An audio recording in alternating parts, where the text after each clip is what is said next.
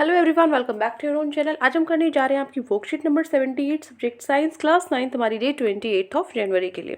तो चलिए स्टार्ट करते हैं आज की वर्कशीट में। जो आपका चैप्टर है why do we fall ill, उसके अंदर हम प्रिंसिपल ऑफ प्रिवेंशन पढ़ेंगे। ठीक है। सो देखो, हमने अब तक पढ़ा डिजीज, उनके कैसे ट्रीटमेंट होता है। ठीक है, पिछली वर्कशीट में आपका जो टॉपिक था वो था ट्रीटमेंट, कैसे उसका इलाज किया जाए। यहाँ पे प्रिंसिपल ऑफ प्रिवेंशन मतलब इलाज करने की जरूरत ही ना पड़े, अगर हम बीमारी से ही बच जाएं। ठीक है, तो बीमारी से बचना, ठीक है, जो प्रिंसिपल है प्रिवेंशन का वो क्या होता है, कैसे हम अपने आप को बचा सकते हैं किसी भी बीमारी से। तो हमें पता है जो डिजीजेस हैं, जो बीमारियां हैं, वो हमारी बॉडी को नुकसान पहुंचाती है बहुत सारे तरीकों से। सो ये सही कहा गया है कि prevention is better than cure, कि तुम किसी चीज़ का इलाज कर रहे हो उससे बेटर है तुम उसको प्रिवेंट, उससे बचाव करो।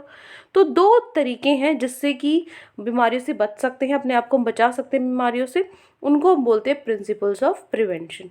ठीक है, जो वो तरीके जिनसे हम अपने आप को बीमारियों से बचा सकते हैं वो होते हैं प्रिंसिपल्स ऑफ प्रिवेंशन। दो तरीके हैं, जनरल वेज ऑफ प्रिवेंशन है। ठीक है, इसमें क्या होता है, ये एप्लीकेबल है प्रिवेंशन के लिए, सारी बीमारियां जितनी भी बीमारियां उनसे बचाव के लिए। दूसरा है स्पेसिफिक वेज ऑफ प्रिवेंशन, जो स्पेशल तरीका है प्रिवेंशन का, जिसको हम बोलते हैं इम्यूनाइजेशन। इम्यूनाइजेशन क्या होता है, applicable for the prevention of a specific disease only, मतलब एक पर्टिकुलर एक कोई बीमारी, उससे बचाव करने के लिए हम जो तरीका फॉलो करते हैं वो स्पेसिफिक वे। ठीक है। सो प्रिंसिपल ऑफ प्रिवेंशन में हमने दो पढ़े, general principle to prevent infectious diseases. ठीक है, जो जनरल प्रिंसिपल है जो बीमारियों से, फैलने वाली बीमारियों से बचाते हैं। दूसरा स्पेसिफिक प्रिंसिपल जो बचाते हैं इन्फेक्शियस डिजीज से, जिसको हमने इम्यूनाइजेशन बोला था। राइट। सो जनरल प्रिंसिपल के अंदर क्या आते हैं, दो आपके आते हैं। एक तो होता है पहला प्रिवेंशन ऑफ इन्फेक्शन, की जो इन्फेक्शन है हम उससे बच सकें।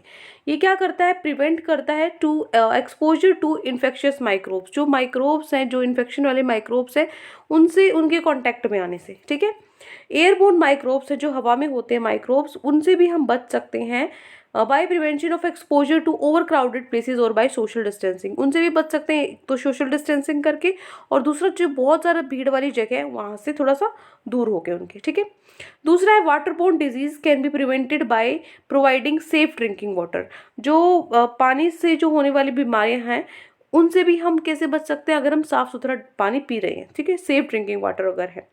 नेक्स्ट है vector borne microbes can be prevented by providing clean environment, जो वेक्टर बोर्न माइक्रोब्स हैं उनसे भी हम बच सकते हैं। कैसे, मतलब अगर हमारा इन्वायरमेंट है उसको हम अपने आसपास सफाई रखें। ठीक है, जो मॉस्किटो वगैरह है, मान लीजिए कहीं पे जो गंदा पानी इकट्ठा हो जाता है तो मच्छर वहाँ पे आ जाते हैं। ठीक है, सो उन चीज़ों का ध्यान रखें। And distancing from rabid animal से दूरी बनाए रखें। सो इस हम बोल सकते हैं कि जो पब्लिक हाइजीन है, ठीक है, पब्लिक हाइजीन है, साफ सफाई है, वो असेंशियल है फॉर द प्रिवेंशन। ठीक है ना, अपने आप को बचाव, अपना बचाव करने के लिए इन्फेक्शियस डिजीज से इम्पॉर्टेंट है। ठीक है। नेक्स्ट है बी पार्ट, जो जनरल प्रिंसिपल में एक तो हो गया प्रिवेंशन ऑफ इन्फेक्शन, दूसरा है to strengthen the immune system of our body. जो हमारी बॉडी है, ठीक है ना, उसकी उसकी क्षमता को बढ़ा देते हैं, उसका जो इम्यून सिस्टम है, इम्यूनिटी।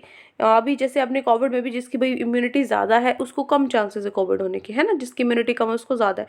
इम्यूनिटी क्या होती है, बीमारी इतनी स्ट्रांग होते हैं, हमारी जो बॉडी है वो इतनी स्ट्रांग हो जाती है कि हम किसी बीमारी को जल्दी से पकड़ते नहीं, अडेप्ट नहीं करते। ठीक है, तो उसी को बढ़ावा देता है, उसी को स्ट्रेंथ देता है इम्यून सिस्टम जो है हमारी बॉडी का। ठीक है, सो जो इम्यून सिस्टम है बॉडी का, उसको हम is normally fighting of microbes, जो माइक्रोब से लड़ता है वो होता है इम्यून सिस्टम। तो उसको बढ़ाने के लिए, ठीक है, इम्यूनिटी को या इम्यून सिस्टम को बढ़ाने के लिए, उसको मजबूती देने के लिए क्या क्या कर सकते हैं हम, टेक बैलेंस डाइट, जो बैलेंस डाइट है वो ले सकते हैं। ठीक है, अवॉइड जंक फूड छोड़कर रेगुलर एक्सरसाइज अगर हम करें। ठीक है।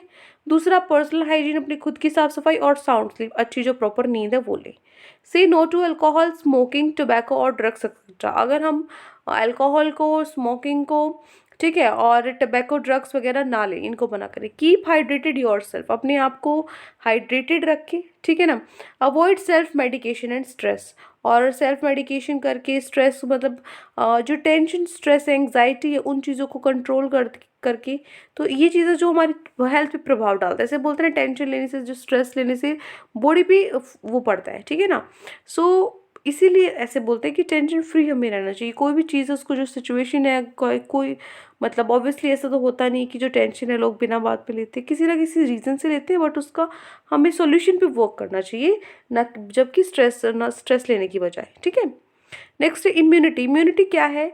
जो रेजिस्टेंस पावर है या फिर जो क्षमता है बॉडी की अपने आप को डिफेंड करने के लिए, अपने आप को बचाव कर सकती है वो पैथोजन से, उस क्षमता को हम इम्यूनिटी बोलते हैं। ठीक है।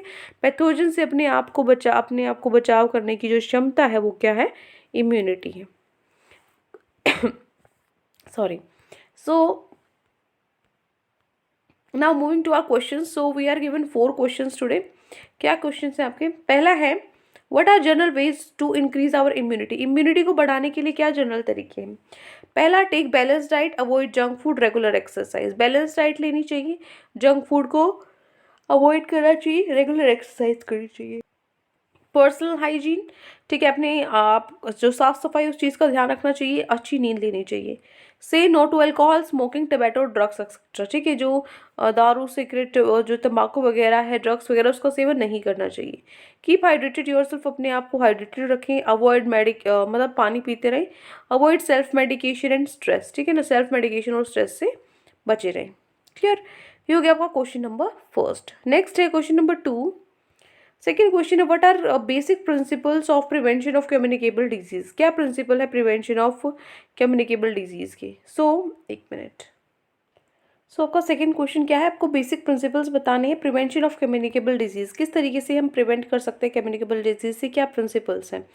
क्या देखो, एक पहला तो प्रिवेंशन ऑफ इन्फेक्शन। ठीक है, इन्फेक्शन से अब ठीक है, ठीक है। बेसिक प्रिंसिपल्स है प्रिवेंशन की कम्युनिकेबल डिजीज़ की।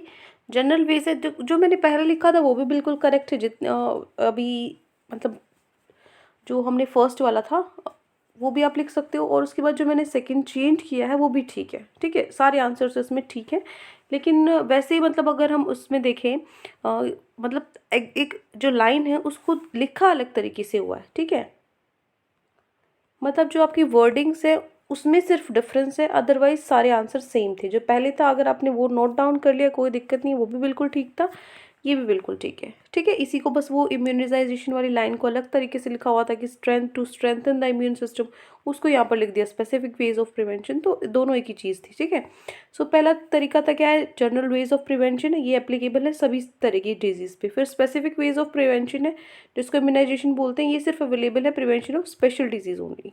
ठीक है, स्पेसिफिक डिजीज ओनली। ये हो गया आपका क्वेश्चन नंबर 2।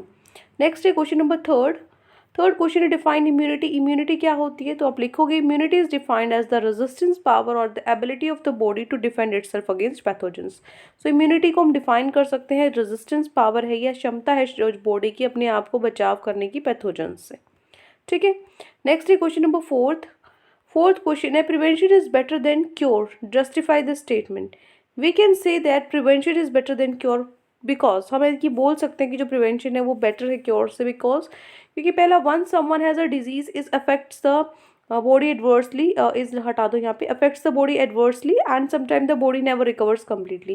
क्योंकि कभी कभार जो बीमारी है वो बॉडी पे इतना ज़्यादा प्रभाव डाल देती है कि वो जो बॉडी कभी रिकवर ही नहीं हो पाती पूरी तरीके से। ठीक है, दूसरा जो ट्रीटमेंट है उसमें भी टाइम लगता है, जिसमें जो पेशेंट है वो बिल्कुल बेड रिडन हो जाता है, और कभी कभार मतलब जब भी उसको प्रॉपर ट्रीटमेंट दिया जाता है उसके लिए बेड रेस्ट होना पड़ता है। ठीक है, मोस्टली जो पेशेंट्स हैं वो लेटे ही रहते हैं। हॉस्पिटल्स में क्या होता है, बेड पे लेटे रहते हैं, चाहे कैसी भी बीमारी हो। उसके बाद है, जो person suffering from an infectious disease can serve as the source for the spread of disease. जो पर्सन जिसको इन्फेक्शियस डिजीज है वो क्या कर रहा, मतलब उस as a source of spreading, मतलब अब जो फैलाने की बीमारी के लिए भी उसकी तरह भी वो काम कर सकता है। ठीक है, बीमारी फैल सकती है, तो इसीलिए हमें क्या करना चाहिए, प्रिवेंट करना चाहिए खुद को देन क्योरिंग। ये हो गया आपका क्वेश्चन नंबर 4। ये 4 क्वेश्चन आज आपकी वर्कशीट में गिवन थे। आई होप आपको अच्छे से समझ में आ गए हैं। कोई भी डाउट है किसी भी क्वेश्चन में तो कमेंट सेक्शन में आप मुझसे पूछ सकते हैं, और अगर आपको लेक्चर अच्छा लगे तो चैनल को सब्सक्राइब कर सकते हैं, वीडियो को लाइक कर सकते हैं। आज के लिए इतना ही, मिलते हैं नेक्स्ट वीडियो में। Till then take care, bye bye.